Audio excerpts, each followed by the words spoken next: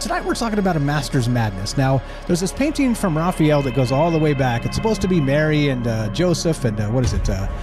Not Joseph. What is it? I don't know. I'm a knucklehead. Saint Joseph. There you go. Right. Anyway, if you look at it, it seems as if it was painted by two different artists, okay? And now they're using an AI system to describe this and kind of narrow it down as, yeah, probably not. This is probably not the same person that painted this entire thing, right? But that, I mean, we're talking about a master. Raphael was a master painter, and he couldn't just do things in the cherub, porcelain-faced version of things. He's got a wide variety of art that he's done to become a master, okay? And so he's not going to be stuck in a singular style, of course. That would be absurd to suggest that just because, somebody says so, that he's not able to do different styles. But who knows? Maybe something shocked him. Maybe he came across whatever and left this and then came back weeks or months or even years later and saw something else that should have been there. And it wasn't necessarily the individual he hadn't painted yet. Maybe it was a style. It was a stylistic thing to, again, when I look at this, it does almost seem kind of like there's, a kind of beyond the veil, kind of looking over her shoulder, kind of, in a darker place, a darker space. I don't really know, but it does seem to me that it is very two different, distinct art forms and styles, but it doesn't necessarily, in my mind, mean that he didn't paint it. And I'm just saying that sort of as a hip shot extrapolation of what may be. Okay, so I'll take the experts at what they the experts at what they do, not to undermine experts and all the rest of that. But you know me, I drink in the maybe juice, and so considering what the hell might be coming next here, or peering around the corners, peeking over the horizon, all the rest. All right, so here's the deal, right? So not only that, so this takes us to Dorian Gray. Now, think of this, and if we're talking about this weird things, meaning that if we're painting this stuff. Okay, and let's say the master, the master's madness, as I'm calling this, right? And in this painting, of course, all artwork we're pouring human energy into in some capacity, right? So this gets weird. This gets even more weird because if you think of it that way, like again, I'm pouring energy into this, and to look up, this is unscripted. I'm kind of have a loose framework in my mind of the things I want to talk about. It's imperfect, but it is, human energy nonetheless. Okay, so there is some sort of human resonance and resonant fingerprints all over this, and it's not just me, it's you guys. It's the collaboration from the chat and the calls and all the rest of the stuff, right? Weirdness with all of that, but and incredible stuff. But the reason I'm bringing that up is because then the energy that was poured into this was two different stylistic spaces. And if it was the same artist, then, then it's two different energies sort of poured into the same canvas, into the same artwork. Or if it's two different people, even, it's the same thing. The same thing plays. But here's the deal that kind of smells like a rat to me. If you were going to do this as let's say somebody who came later after Raphael had perished, and you put in this sort of darker character with, I don't know, like, and even made it look like it should not belong in the same portrait, the same actual art piece. It seems like it's what allows the artist, right? So who the hell would they allow to do something like this? Anyway, you get what I mean. It seems like there's a lot of madness to this. Okay, but the human resonance that goes into it at some point is still resonating with us today. Look, we're talking about this. They're using AI to determine what the hell's going on with this. And so when you put the resonance in, eventually, even centuries later, that resonance does play itself back to us in some capacity because it is a piece of art. Back to that digital psychometry, right? And being able to even, let's say without touching something, but using sort of your human intuition and, even as a layman, just sort of critiquing art and making you feel a particular way by witnessing these things that happened hundreds or thousands of years ago, there's going to be some sort of reverence to it as just even a layman, which of course art is created for everybody. It's not just created for artists and experts and art critics, because, if art was just created for art critics, then, well, nobody would do art because they just slam everything everybody did, right? But you get what I mean. So the energy that was put into this is at some point resonating back to us. Now, it got me thinking about this particular space, and we'll get back to that resonance kind of kicking back and forth. But it got me thinking about this particular character, which we've talked about in the past, probably not too recently, but Dorian Gray. Now, this is straight from Wikipedia. These links are in the description down below if you want to check it out. I do encourage you to, because there's a lot of wild ideas here. But Dorian Gray is a fictional character and the anti-hero of Oscar Wilde's 1890 novel, The Picture of Dorian Gray. He's an aristocratic Victorian man, and many of you may be familiar with the story. Many of you may not be. Whatever. So I'm going to fill it in. So Dorian is the grandson of the Lord Late Kelso. Dorian's mother, Lady Margaret Devereux, was portrayed as a beautiful aristocrat who can I say it, aristocrat who married below her class without the consent of her father. Lord Kelso then paid a man to provoke Dorian's father, a junior military officer, into a duel, leading to the death of Dorian's father. The old tricks, right? Dirty tricks. Margaret then returned to Kelso's home, but died soon after. It is revealed that Lord Kelso raised Dorian until Kelso's death, but that the two had a mutual dislike for each other. Okay, the background. All right, now this gets weird because, of course, Dorian Gray is a paranormal character. Dorian Gray is an individual who exchanges energy or draws energy or derives energy or even uses a portrait of himself that is a paranormal space, maybe a portal even, as like a sin eater. If you guys are familiar with that term, they used to pay people to eat other people's sins, right? Well, he used this portrait of himself as exactly this, all right? So here we go. So blah, blah, blah, blah, blah. Okay, anyway, this is very long. I'm not going to read the synopsis to you because it's going to be me rambling on reading this Wikipedia article, which is not why you're here. Long story short, the guy starts doing some horrific things, and he's got this portrait of himself up on the wall. And as a painting, okay? And as he starts doing these horrific things, these sins, his terrible actions start manifesting visibly in the painting, okay? Meaning that he went out and he did some terrible thing and beat somebody or something.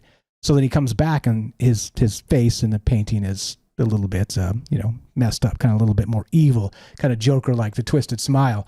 And as he continues to do these horrific things, he recognizes that he's somehow there's an energy resonance where he's pouring the sins of himself into the portrait, and the portrait is manifesting those sins by becoming darker and more malevolent each time he commits some sort of horrific act, okay? So it is a back and forth in this sort of energy resonance as part of the concept, right? And the reason I'm bringing that up is because if you look at, again, back to the Raphael thing, and that's just one example, you can go back into history and there's all manner of examples where there's a debate raging today between, scientists and art experts and all the rest. And, again, we're going to have AI enter the picture here very soon and do this on a larger scale. The controversy raging is whether these art pieces are originals in many cases, and not all cases, of course, but in many cases, they're very much like the one we're talking about with Raphael, where we don't know if the artist that began it actually finished it and this type of thing, or how much shenanigans happened, or did they paint over it? Did they restore it? There's all kinds of stuff happening in the art world that talks about this type of thing. But it got me thinking, of course, back to the Dorian Gray bit and sort of this energetic resonance of art that goes into the piece itself. Okay. But then it comes out of the piece in sort of the people experiencing the art. Okay. So there is this sort of circular resonance, even temporal, because this was painted hundreds of years ago. All right, but we're still experiencing this. If you go probably witness this in person, I would guess it's probably going to be quite a bit better than if you see a picture of this thing online. But it's still fantastic art from the days of yore, right? And so it still may give you the little heart tug, whatever, right? Whatever, it might hit you in the feels is kind of my point, right? So I don't know. When you look at this sort of the circular aspect of this, what does it look like? And is it possible that some of this stuff is resonating still in that, I don't know. And maybe we're going to find out exactly what the hell was going on through this digital, what am I calling this? Digital psychometry is the way this is called, because I'm making it up, right? In League of Extraordinary Gentlemen, didn't Dorian get destroyed when his painting was destroyed? I think so. I can't remember. I'm not a big... I've missed details, but maybe, right? Need to rewatch it tonight. Yeah, maybe. I can't remember exactly, but yeah, possibly. And I would think that plays because if it is sort of the sort of sounding board for his sins, his sin eater in that space, then I would think that there needs to be some sort of way to stop him, because I think he's immortal too, right? I think he kind of is able to withstand everything. I don't know. I'm going to have to refresh my Dorian Gray lore here, but I don't know. It's definitely some kind of weird sin-eating, like sort of resonance back into this painting. But again, what if it comes the other way too? And we'll get to the rest of this in a second. So he hides it, at least in the movie. Yeah, okay. I'm reading the chat. What's up? Hope everybody's doing well tonight. So here we go. So let me catch my breath. We're going to, one more word from our sponsor, which is from our good buddy, Paul. So 1 second, I'm going to get reframe my thoughts here, and we'll come back with some rip-roaring stuff. Love to hear what you think about this, though. 702-957-1037, and click the Discord link at troubleminds.org. We'll put you on the show. It's as easy as that. And so the question tonight is this, and this is the problem, I guess. I didn't ask any questions. Is it possible that pouring energy into a piece of art itself, is putting a human resonant into it that will still speak to us in this sort of psychometry way or digital psychometry way that we're using AI to kind of parse the most minuscule detail of this artwork? Is it possible that this energy is still pouring back to us and that maybe, just maybe, it's not quite as exact, let's say exactly easy to look at this thing and expect that it's just what we see is what we get? Maybe there's a little bit of a darker hint. Maybe there's some of the hell icon buried beneath these pieces. Maybe there's something else that we're missing as part of this larger discussion.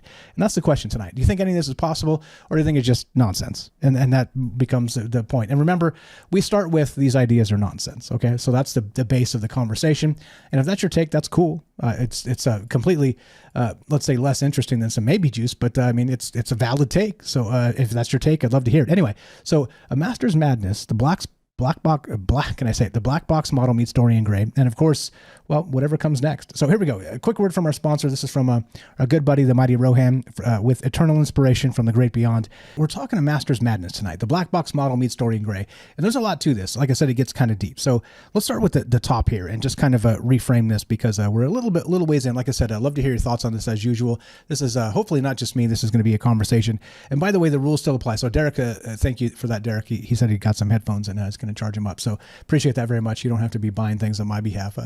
Return them at the end of the day or tomorrow, whatever. A pro tip from a guy who used to work retail: just buy it and then use it and then return it and be like, nah, it wasn't what I wanted. anyway, there's your dirty tricks from a retail manager. All right, so which I saw all the time, by the way. So the deal is this, right? We're looking at this art piece and these hundreds of years old artworks, okay? And so we're wondering if they're created by the same individual, or even the same individual, let's say in the same mind frame. And you guys said it earlier, funny enough, Matt Sell said, well, what if he started it and, did it in the first half sober, and then the next half he did it not sober? Maybe that would be a different state of mind, right? Exactly. The point is sort of, as the human experience progresses or changes, or who knows, again, what people are going through, there's certainly, things take a dark turn sometimes, especially in how art manifests as part of this larger conversation, right?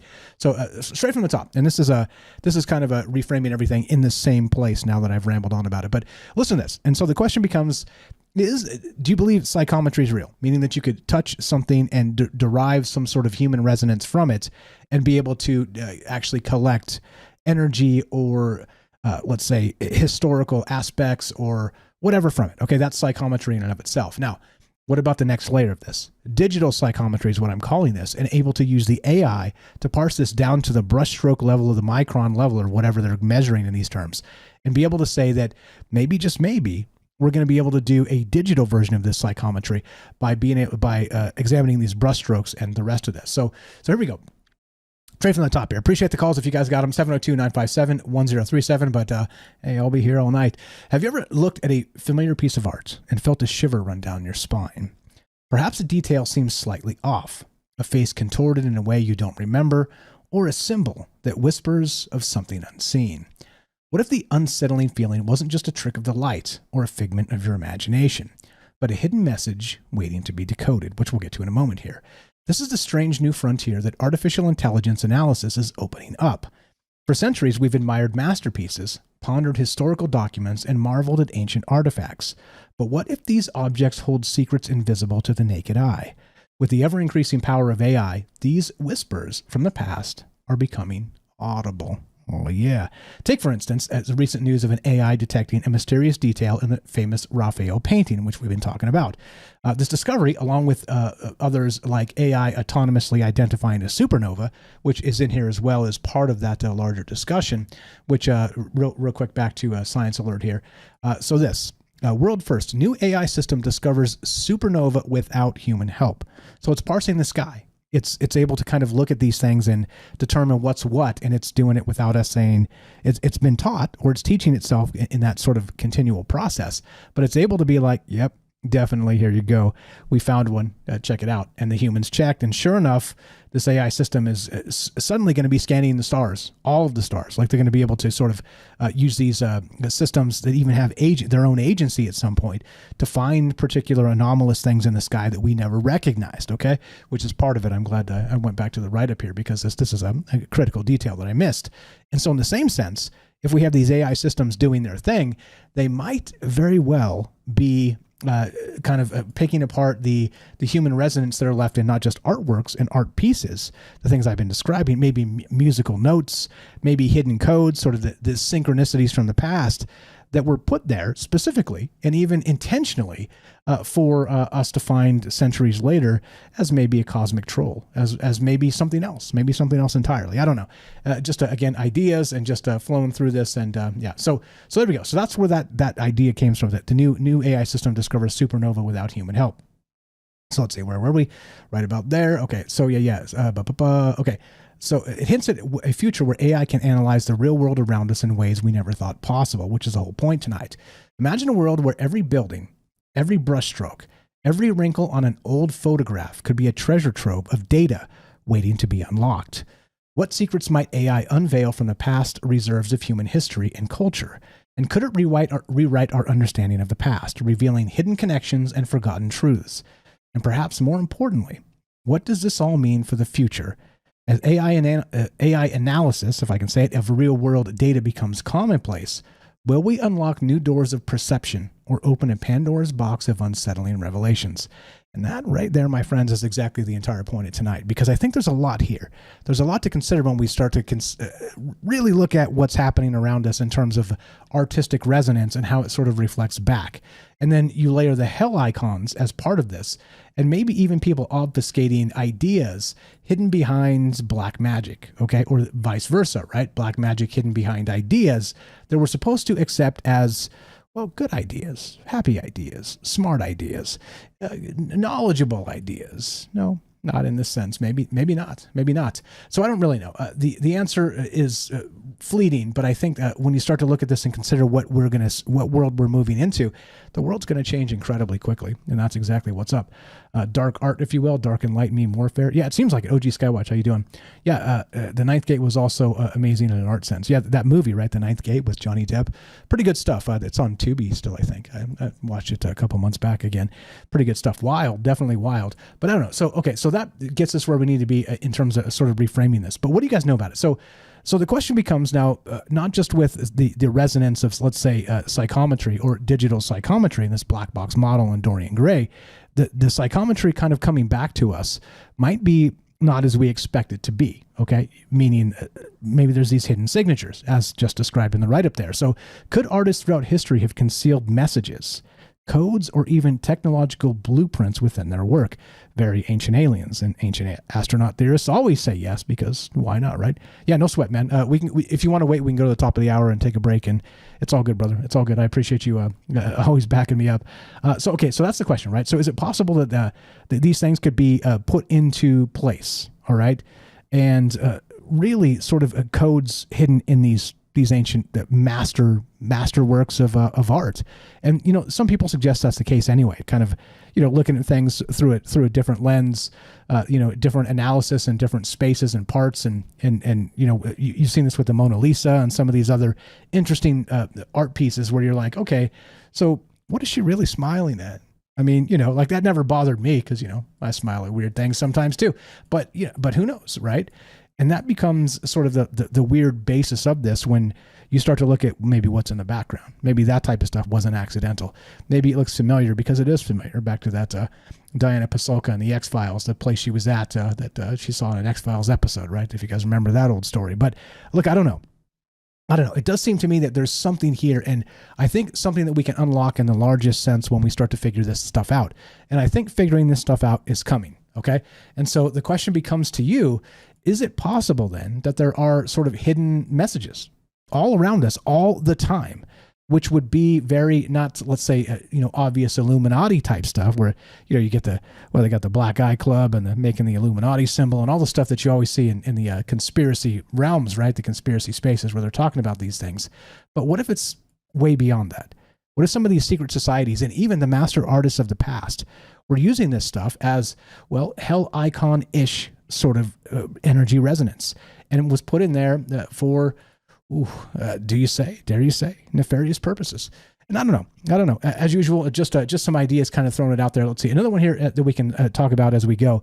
So the hellish anomaly part of this and the hell icon, which we talked about months back, like I said. So could a work of art contain a hidden icon or symbol that acts as a conduit, which I just said a little bit, to malevolent forces, infusing the artwork with spiritual contamination?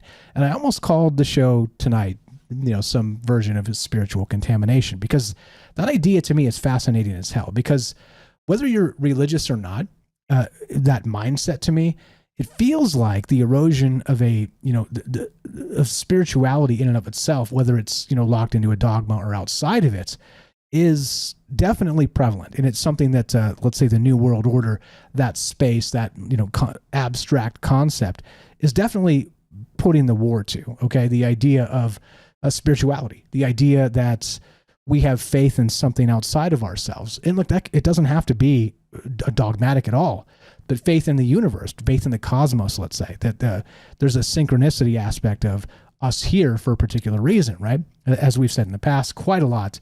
There's two types of people, back to science, because M. Night Shyamalan, remember the movie with the aliens? It wasn't about aliens at all. It was about faith.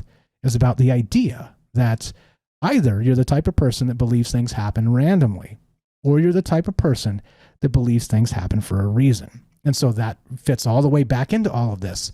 And then you got to wonder what the hell's really happening. I don't know. No answers, but the idea of spiritual contamination has kind of been sitting with me. And I did bring it up a little bit when we had the show with the Fourth Way. Shout out the Fourth Way if you're out there. And, we talked about it a little bit, spiritual contamination. And I think this is the battle we're dealing with in the modern day.